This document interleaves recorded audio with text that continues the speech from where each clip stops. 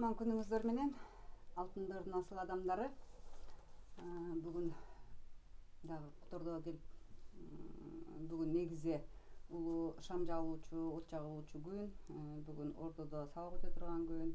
Анан Бакытбек экөөбүз сиздерге да бир сонун маек куруп берели деп чечтик. Анткени бүгүн 11 календар боюнча ушул 11 деген бүгүнкү күндө адам баласынын тарыхына аябай бир маанилүү убакыт болуп атат. Ошол убакыттын канчалык бүгүнкү күндө бизге мааниси бар экенин Бакытбекеден сурап билели. Анда Бакытбекке көңүл бурабыз. Бакытбеке, кутман күнүңүз менен. Саламатчылык.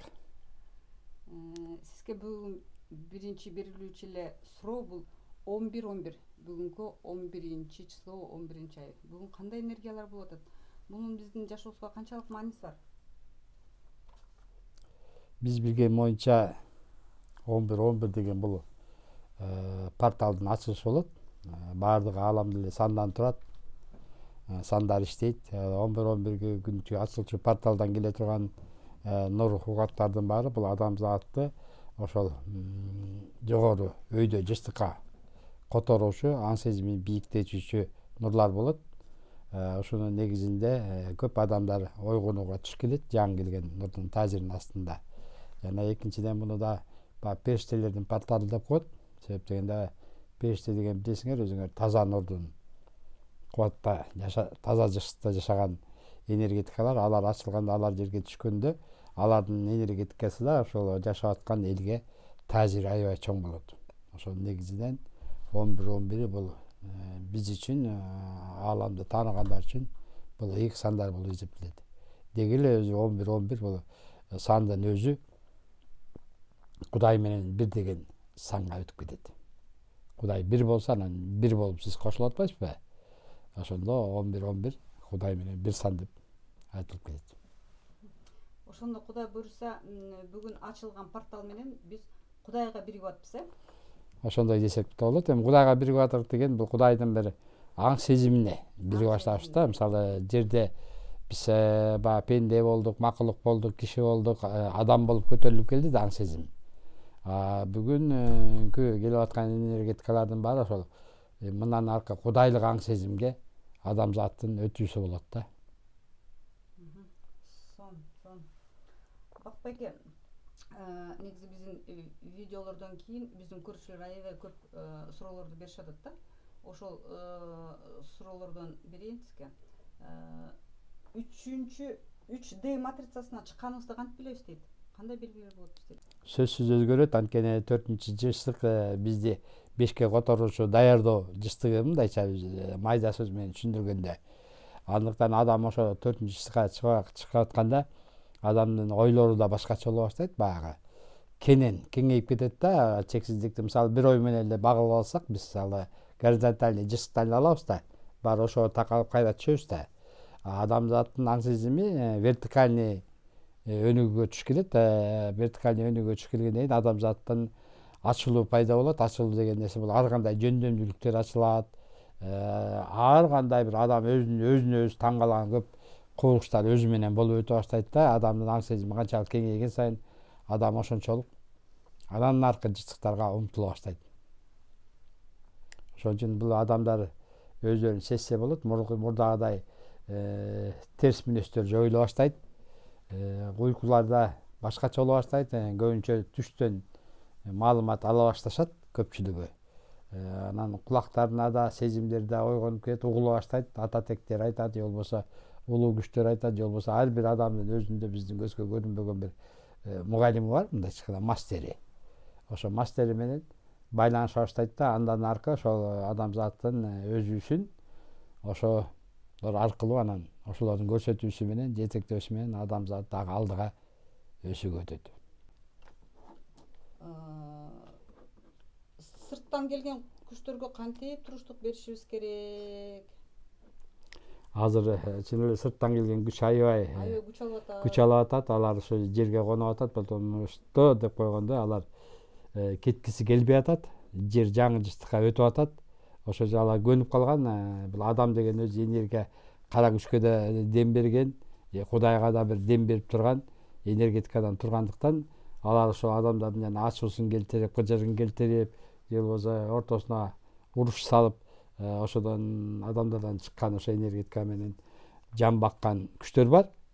Ошол күчтөр ошо кеткизи келбей, ошол адамдарды кое бергизи келбей, жандарды кошо өздөрү менен алып кеткиси келип атат. Оокатын бергизи келбей атат да.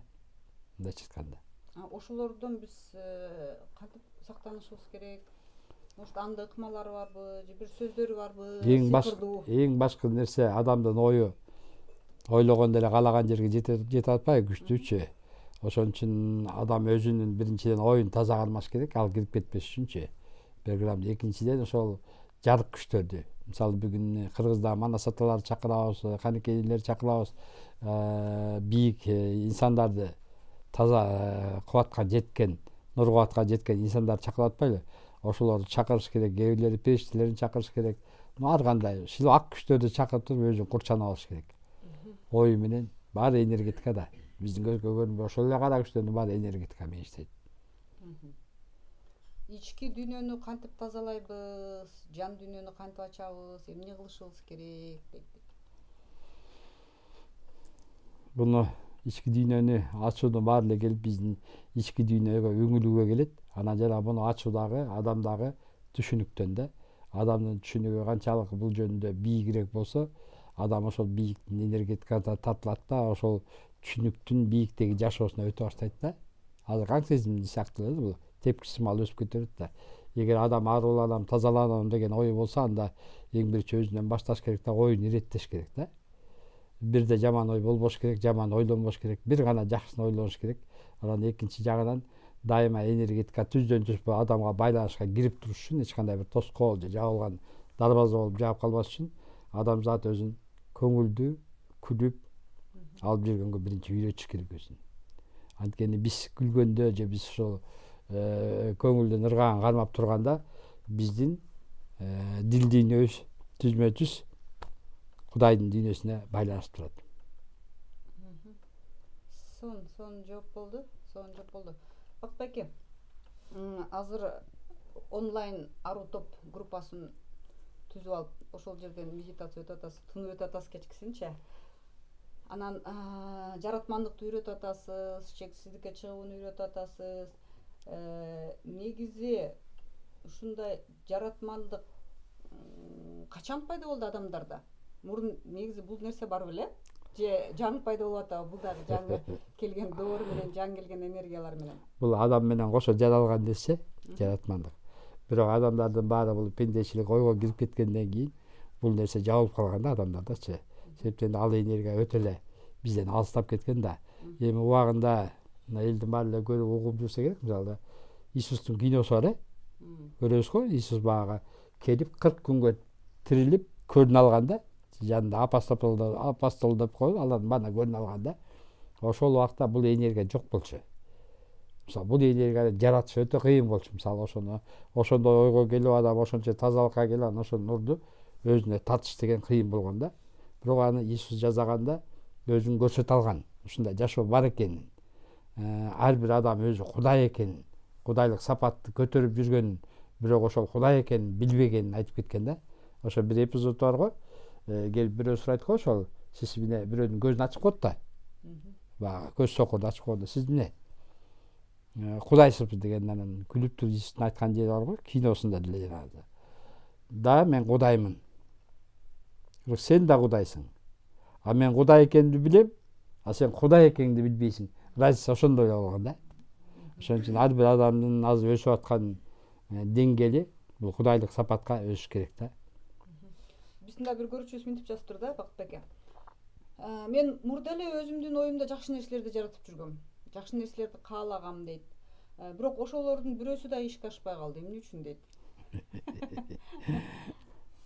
Ар бир нерсени ишке ашыруучу өзүнүн техникалары бар да. Өзүнчү мейли жакшы айтып жүрөр, бирок сен ал энергетиканы жаратып алсың, бирок ошо жаратмандык нерсесин аткарган жоксуң да. Мисалы азыр ушул отурган же көрүүчүлөрдүн баары эле өздөрүнүн да бизде көмүскө акыл эстеп коет го, көмүскө акыл деп коюшат го, бул подсознание. Эгер подсознанияна программа сала алса, ал адам ошондой боло берет. подсознание баарын иштеп чыгырат да. Мисалы ошо подсознание салыш үчүн эртең менен тургандан баштап мен жакшымын деген ошону көз алдына элестетип, сезимине салып, анан подсознаниега жазып койсо, ошол сөзсүз жакшы болот. Же мен баймын десе, мен акчалуу болгум келем десе, ошонун баарын бизде жазап бере турган адамдардын подсознаниясы да, көмүскө акылы. Ошондо бул жаратмандык эмне болгон күч болуп калды? Жаратмандык бул эң башаатында бизде адам жаралган деген неме бар го, теория го. Бунун баары жокко чыгып атат, себептен эң башаатында ошол жаратмандык касиети менен жерге кудайлар жаралган да, то есть ушундай касиеттеги адамдар жаралган. Бирок алар да жерге келгенден кийин алардын да ошол бул сыноого түшүп калышкан, өздөрүнүн ошол нерсени баары жабылып, мындай айтканда жүрөк жабылып калган да. Жабылып калгандан кийинки анан биздин жүрөктү ачыш үчүн айла жок диндерди бере баштаган. Бул акылга бере баштаган да. Мисалы ошо акылдын күчү менен биз динди таанып, Кудайды таанып, Кудайга жакындай баштаганбыз да. Бара азыр доор келди, бул жан дүйнөнүн тили дейт, бул түздөн түз адамдын ичиндеги Кудайдын жашоосу да. Ошо Кудайдын жашоосун адам өзүнөн ача турган убак учур келди да. Ошондо бул күч эми ушу Иисустан берүүгөстө иштеп аткан болсо, бир 2000 жылдан бери эле иштеп атабы бул күч? Бул күч негизи эле Иисустун келген убагында да, ал жабылып калган учурга келген да. Ошон үчүн ошол убакта Иисус ошол чоң курал алып келген да. Мисалы адамзатка ал курал кандай курал болгон? Ал сүйүү куралы болгон да.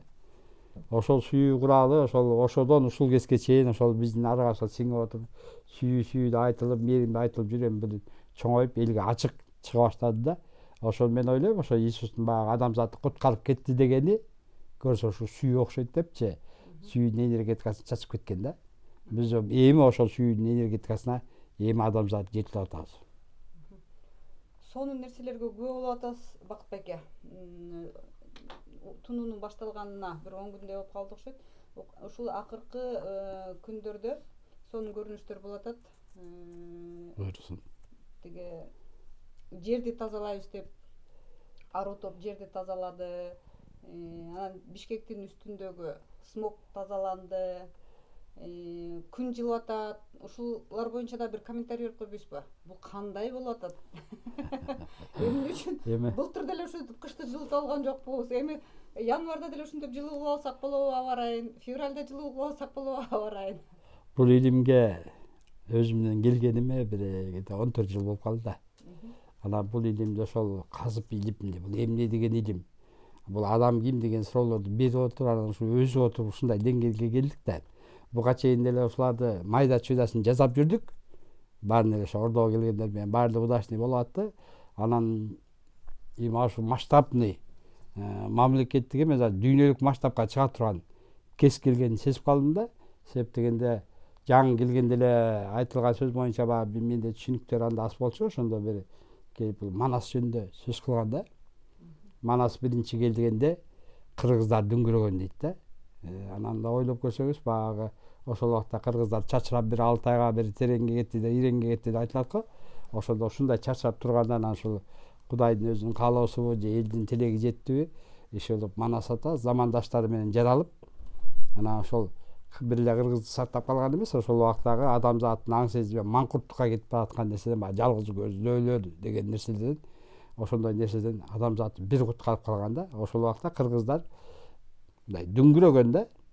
Анан бул экинчи келген кутунда дүйнөгө кыргыздар дүңгүрөйт деген сөз бар да. Бирок ушуну угалап жүрчүмүн да, кантип дүңгүрөтөт элдин баарын кыргыздар депчи. Буну азыр түшүнө баштадым. Себеп дегенде ошол бүгүн биздин ошо тунууларда, буга чейинки жазап жүргөн тунууларда ошо Манас ата бир Манас эмес, миллиард деген Манаска бөлүнүп алып, дүйнөгө как жамгыр сыяктуу отурганын көргөзгөн да. Эмнеге мындай болуп атыр деп койгонбуз да, көрсө ошол энергетикасы дүйнөгө түшө баштады да. Андан кийин ойлор келип эле жаратыш керек турбайбы бунун баарын деп көрсө, биз жерде жаратман күчкө ээ болгондон кийин биз ошо көргөн нерсебиздин баарын бул жерде материализовать этип жаратышыбыз керек да. Сон Бакыт байке, ушул аруу топ тунууга отуруп элдерди кредиттен, карыздан кутулта алабызбы? Вот ушул кутулта алабызбы деген суроонун өзү бизде кызык да. Негизги бул жолдо болбойт, колуман келбейт, мен муну кыла албайм, деген ондай күмөндүү суроолор адамда болбош керек. Анткени адам өзүн кудайлык аң сезимге биргип аткандан кийин ада ошондой сапаттык ошо калмай билиш керек да. Болду, болуп атат деген нерсе менен жашаш керек да. Кутултат да? Да, сөзсүз кутултат. Только мына 2022-жылдан баштап буюрса ошого чоң тилек кылып атабыз, чоң энергия топтоп атабыз. Көрүүчүлөрдүн арасынан тиги бирөөдө айтып калды, мына Манас Котордодон Манас ата ушундай көрсөттү бир чоң шаарды депчи. Окуганчасың. Ошол шаардында толуп атат, эми ошол жарылат экен, жакында жарылганда бүт адамзаттын аң сезимин ойготуучу энергетика тарайт экен деп мен абдан туура кабыл алдым. Баары эле бири-бирине уюкаш, бири-бирине шайкеш боло эле өйдө көтөрүп келе атат да. Ошондо биздин кыргыз эли эле өзүнүн карызынан кутулабы же башка элдер дагы? Жок, эми кыргыз дегенде эле биз өзүбүздү карап калбаш керек. Бул жалпы адамзат. Жалпы адамзат. Жалпы адамзат. Эми ошонун мисалы кумурскалардын деле же арылардын деле бир өсөгү маткасы болот эмеспи? Ошол сыяктуу кыргыз бала адамзаттын бир өсөгү болуп калган да. Жаратылганда ошондой жаратылып калса керек да. Себеп дегенде ошол эле убакта жана кыргыздар чарчап жок болуп кетерде жок болуп кетмек да. Өзүңүз ойлосоңуз, миллиарддаган эл болсо анан бир уруш кыргыз урушуп атса алар менен. Анан ошолор жеңип алса бул акылга жетпеген неме да. Акыл жетпеген нерсе. Анан ошонун баары ошол өсөк сакталып калыш үчүн дагы бир ошол Кудай Манасты жөнөтүп, ошол негизинен адамзатты через кыргыз аркылуу жанагындай маңкурттук сезимге же маңкурттук нерсеге кирип кетпеш үчүн сактап калганы билинип турат да. Ошон үчүн кыргызды бүгүн сактоо. Эмне үчүн кыргыз баары эле тоого аспайт, кыргыз баары эле алтынга аспайт. Себеп дегенде бизге андай нерсе берген эмес, потому что эртеңки ушул күн келмек, ушул күн келгенде бул күнөөнүн таразасы башкага ооп кетпеш керек да мындай. Аябай кыргызга ооп кетсе анда куткара турган киши калмак эмес да. Ошон үчүн мен ойлойм ошо кыргызды сактап калса керек. Сон касиеттүү кыргыз. Бакытбеке, ушундай жаратман экенсиз, ушундай энергияны түшүп атканын билет экенсиз, аруу топ бар экен ошо Котордодо. Анан эмне 2 жылдан бери элим бар пандемиядан кырылып атат? Эмне үчүн ошону сактап калганга мүмкүнчүлүк жокпу? Жок деген нерсе жок дейсиз. Толук мүмкүнчүлүк болгон. Мен элге деле кайрылгам. Келгиле баары чогулайлы да жарыкты жаратайлы депчи, жарыкка кире албайт. Эч кандай вирус деп элге кайрылгам, бирок элдин аң сезими ага өсүп жетилбегенден кийин ал нерсе болгон жок да. Эл чогулган жок. Экинчи жагынан азыркы келген доордо сен жалгыз эмессиң дейт да. Мен жалгыз чыга албайм. Мисалычы, потому что элдин баары тегиз көтөрүп атат, ошон үчүн элдин баары тегиз аң сезими мына ошого жетиш керек да. Эгер ошого жете турган болсо аң сезим элдикичи.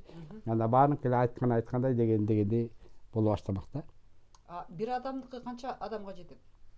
Бирдики миңге, миңдики түмөнгө деп кыргызда айтылат, бирок азыркы ааламдык мыйзамды карай турган болсок, негизи теңчилик, тегизчилик деп атпайбы? Бул ошол баарыбызды бир кандайдыр бир бирибиз мындай пирамида сыяктуу тарттырып, улам бирин чогуу бирин чыгарып ушундай кылып койгондо баарыбыз бири-бирибизди сүйрөп чыгышыбыз керек.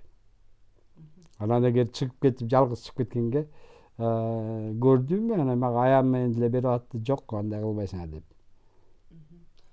Бакытбеке, ушундай баарыбыз жаратман болуп атсак, дагы провокационный вопрос берейинчи сизге.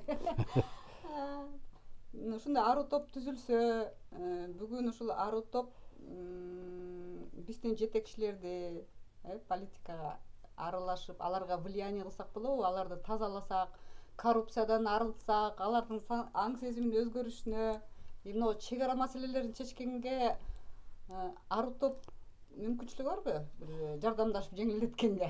Мен мындай эле айтайынчы, мисалы, Кудайдын колунан баары келеби? Көрдүңбү, ишеним кандай баары келет. Адам ошондой аруу топ өзүнө ишениш керек да.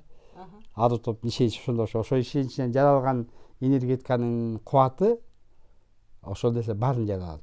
Керек болсо өкмөттү каалагандай калчап, кереги жогун алып, керектүүсүн коюп койсо да болот. Элди ушундай кылып бейпилдикке алып чыкса болот. Бир мисал, бир чоң менен жолугуп калдым. Бир чоң мененчи. Ал менен сурап атат да. Ушунда Афганистан каптаган жатат, мына эртең бир сүрүн согуш болгон жатат. Анан мага чото көкүрөгүм отурган жок да. Жок, андай болбойт. Көрөлүчү биз деп коюп анан келип анан ушул жерге отуруп аян болду. Аян болгондо түштү да. Ошол бир моюндары ак бүркүттөрдү Америка немеге Афганистанга учуп келгендерин көрсөттү да. аны артка кайтаргыла деди. Аны кайтарып турган Манас ата Кытайдын чебинде кылып турган 7 сыйра жанагы стенада коткуда ошо менен кайрып да болду деп койду. Өздөрү менен өздөрү болот. Эч жака булар кире албайт деди. Анан мен ошону эртеси тиги чоңго айтып бердим. Ушундай болду. Эч кире албайт деп. Ай деп ал колун шилтеп койду да. Эгер ошондой нерселерге биздин чоңдорубуздун бүгүнкү күнү бир нерсени түшүнбөй атат, бул мунуку жашоо эмес, азыр энергия доору келди да. Энергия доору келгенин билсе, энергия доору менен иштешүүнүн жолун, ыкмасын элге берсе, же ошол жолду ачып берсе, элдин оңолушу да, элдин бийиктеши да аябай бат болот да. Мына кече деле көрбөдүңүзбү, бир туурда мындай болуп атты. Жана кырсыктарды токтотуу деп. Мен аябай таң калдым, кырсыктарды токтотуу дегенде. Кантип токтотуп болду деген? Мен билген илим боюнча адам өзү энергияга толуп алса, мисалы баягы кыргызда айтылат го, сенин дилиң ак болсо, сага аткан окто өтпөйт депчи, эрип кетет депчи. Ошол сыяктуу да. Анан бул кырсык жолобош керек эле деген бир ошондой ой менен баягы ошо медитациянын алдында кичине бир кандайдыр өзүм ойго үңүлүп, эмне болуп чечилер болуп чечилгенде көрсө көбүнчө эле ошол могу авария андай мындай өлгөндөрдүн арбактары кетип калат экен. Алар ошо мөөнөтүнөн мурда өлүп калабы же кандай иши кылып кетпей эле ошол жерде калып калып эле же аларды кетирген энергетикасын өйдө көтөргөн адамдар жок. Анан ошол жерде кансырап калат экен да, кансырап калышат экен да. Аларга энергия керек да. Ошон үчүн ошондой жерде жанагындай энергиясы начар, энергия толбогон кишилердин эле көпчүлүгү ошондой жерде аварияга түшүп кетишет экен да. Ошону билгенден кийин анан деп отуруп анан кийин аянга отурушкандан кийин көрүп аттым, ошол ушунчалык кубанып, ыйлашып арбактардан ыраазы болуп аалама кетип атканчы, потому что кете алышпай калган да. Андайды бизде ачарбак деп коюшат го. Ошо ачарбак сыяктуу болуп калышкан да. Сонун маалымат. Акбеке. Бүгүн аянга түшүптүр да, ошо группадан окудум да. Шот ачып, акча которойлу, акча чогулсун. Мен да окудум муну Деген. Анан эртең шот ачайлы, акча чогулсун. Анан бул акчаларды эмне кыласыз? Каяка жумшайсыз? Негизги биз бул жерде улуу иш кызмат кылып аткандан кийин сөзсүз улуу максатыбыз бар да. Бул баягы пендечилик максаттар эмес. Бул жалпы дүйнөнү системасын алмаштыруу. Акча системасынбы? Вообще система, жашоонун системасы бүгүн туура эмес да биздечи. Ар бир жаралып турган системанын баары адамзаттын акыл эсин кулчулукка байлай берген да. Ошондон бир адамзат өспөй калып эле, анан өспөй калган нерсе баягы сасып кете тургандай, суу сасып кеткендей эле, анан бири-бирине согуш ачып, бири-бирин көрө албай эле, бири-бирин атаандашып эле бул нерсе ишке ашпай атат да. Ошон үчүн ушу Манас атанын күчү, кубатын пайдаланып, бул аруу топ бул нерсени жарып чыгып туруп системаны орнотуш керек. Баягы орнотуш керек деле баарыбыз ой менен ойлойбуз. Кантип орнотот, бул кандай? Жок, бул энергиянын күчү менен эле, ушул эле жазып аткан энергиянын күчү менен жасаш керек. Бирок ушул нерсени баягы дүйнө эли да билип, алар да бул энергетиканы тартыш керек да.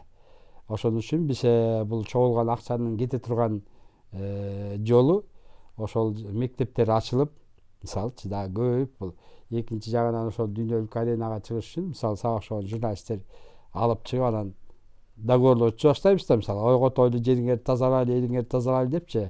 Мындай нерсени ошо бизге мурунтан берип келген, биз бирок көп маани берчү эмес. Мына акыркы кезде ушунчалык мен буга көңүлүм буруп калды. Бир күнү Йеллстоунда айтылат го. Йеллстоунда бир Америкада жарыла турган бир вулкан бар. Ошо жарылса анан элдин мынчасы кыйрап калат. Анан ошого медитация кылып отурсак анан апарып көрсөтүп койду. Анан барсак бизсиз эле арда ошол Индия саталары ушактын эгедери карайт экен. Индия саталары сөздөрүн баягы биздин эми аң сезим менен айтып атат да, калактар менен кайыктын калактары менен баягы адам желдетет го. Ошону жалып кетпесин деп атам. Ошондой желдетүү кылып көрсөтүп койгон да. Анан мен түшүнбөй калгам. Эми азыр түшүнүм жетип калды, көрсө баардыгын энергия жазарын. Эгер энергияны иштете алсак, баардык нерсени жазарын. Мына ошол жака рекламага кетет, ошого кеткен илимге, окутууга кетет, үйрөтүүгө балдарды иш кылып, ошол максатыбыз эле аман эсен алтын доор деген жашоого аң сезимди элдикине алып өтүү. Бул деле ошо Манастын максаты болсо керек. Мен ойлойм, ошо биздер кылып аткан ошо Манастын иши го, күчү го, кубаты го деп, анткени берип аткан аяндар да бар да, ошо башында Манас ата турганын көрөбүз. Манас ата Манас чыгырыгында үйрөтүп аткан, ак күйүндө үйрөтүп аткан, андан башка үйрөткөн нерселер канчачы. Анан биз бүгүн Манас атанын көбүнчө чыгырыгы менен иштеп атпай, ак күй мененчи. Булго жалпы адамзат иштеп атканбыз. Бирок ар бир адамдын өзүнүн жараша. Мисалы сиздин өзүңүзгө жараша тамдуу болгуңуз келеби, байыңыз келеби, булардын баары отдельно бир медитациялар да, отдельно тунучу. Ден соолугуна кылган. Ошол бул тунуудун жолу аябай көп да. Чыныгы тунууну ушул бул тунууну баштап атканда ошол Манас ата Манас тунуусун берген да. Манас тунуусунан кийинки көрсөткөндө өзү деле бизге ыраазы болгон эмес да. Себептен илгерки кыргыздар мындай сел кошуп отуруп алып, аягын алчу эмес дейт да. Алар ордунан чимирилип көтөрүп, тоодун чокусуна барып эң таза жеринен алып, анан кайра келип отурчу экен да.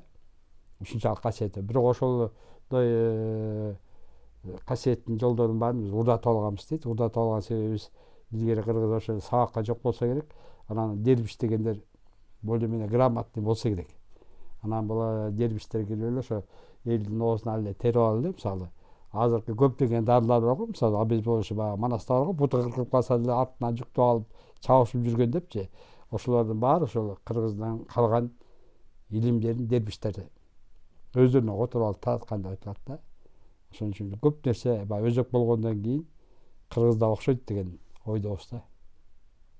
Сон Бакыт аке, бар болуңуз. Ушунчалык сонун маалыматтарды бердиңиз. Эми мунун бардыгын сиңиришибиз керек. Берген билимиңиз элге жугумдуу болсун. Сизге чексиз мээрим, сүйүү, ыраазычылык. Айтканың келсин.